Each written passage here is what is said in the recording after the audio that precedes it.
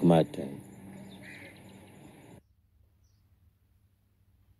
Pasua kwenye kaburi.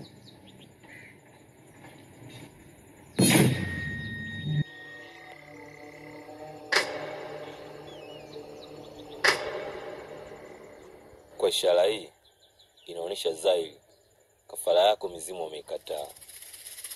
Hivyo basi itakuwa ni ngumu sana kupona matatizo yako. Lakini mtaalamu, mimi sina chochote ninachokifahamu, na ndio maana nimekuja kwako ili unisaidie.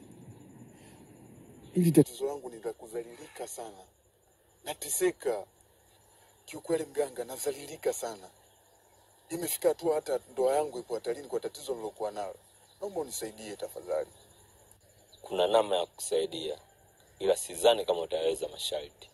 Kiukweli mtaalamu, kwa jinsi ninavyoteseka na kwa jinsi ninavyodhalilika, nipo tayari unipe masharti yoyote. Nitatekeleza. Yaani iwe mvua iwe jua, mimi nitakamilisha kile ambacho unachoniambia. Tafadhali, naomba uniambie.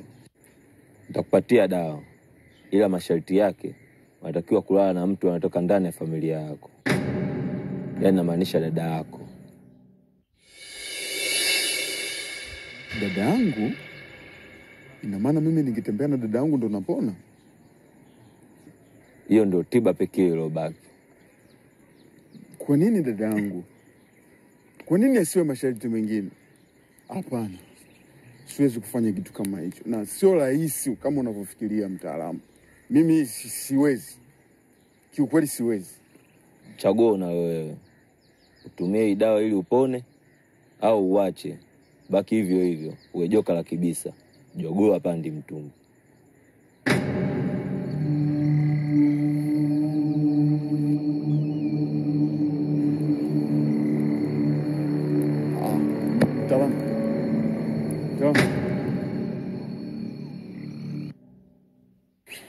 Samahani. Mtaalamu, kiukweli nimechanganyikiwa. Lakini siwezi nikabaki katika hali hii. Hii hali inanifanya nakosa kujiamini kama mwanaume. Kubaki kwenye hali hii ni bora nife.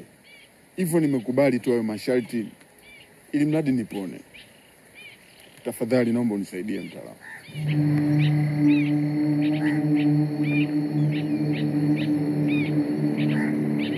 Kamata hii dawa.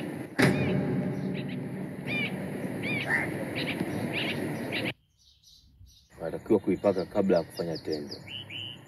Hakikisha unaitumia kabla ya siku 2. Ukikosea masharti, hakuna mtu mwingine anaweza kukusaidia tena. Cha kuzingatia,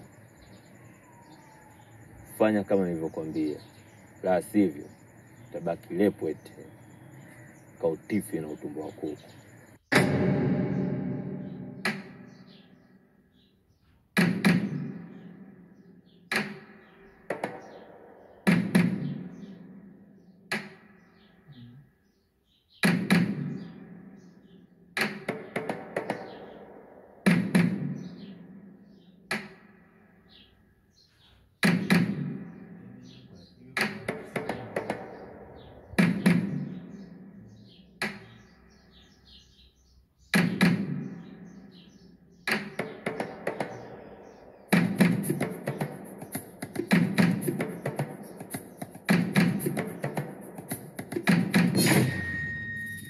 Kaka, kwa hiyo umezamilia kunifanyia hichi kitu, si ndio?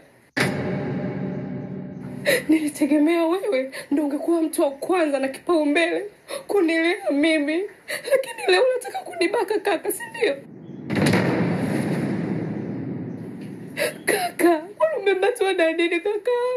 Mbona umebadilika sana kaka?